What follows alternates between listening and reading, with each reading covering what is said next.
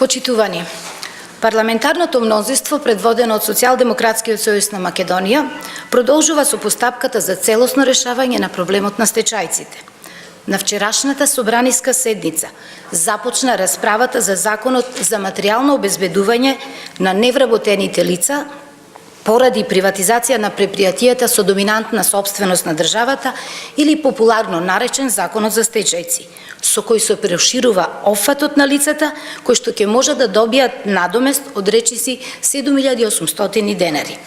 Анализата на досегашната имплементација на Законот за стечајци покажа дека правото на паричен надоместок во висина од 7800 денари оствариле 6498 лица.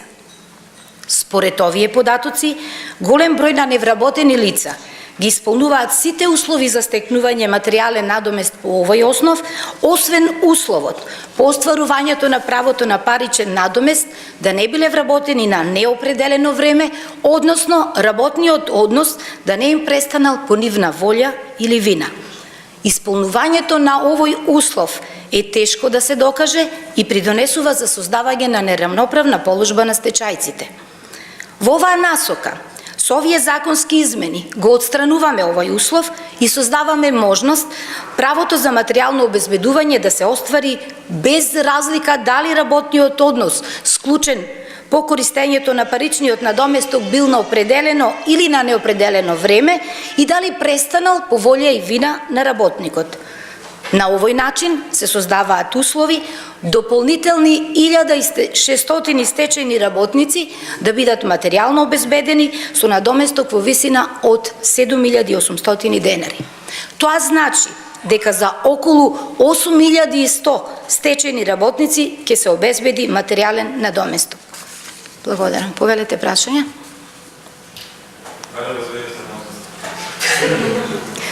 Значи, после исцрпувањето на расправата за започнување на уставни измени, ние очекуваме дека свеста и одговорноста кај секој пратеник ќе биде на нивото.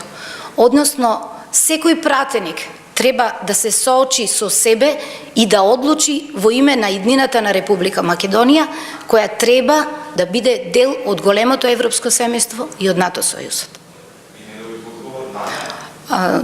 Вистинска демократија значи да секој пратеник во моментот на гласање одлучи по сопствен избор. А јас верувам дека сите ние како пратеници во овој законодавен дом, сите 120 сме свесни каква одлука треба да донесеме. Па тоа е демократско право секој да се изнеси како што смета во моментот на гласањето. Благодарам.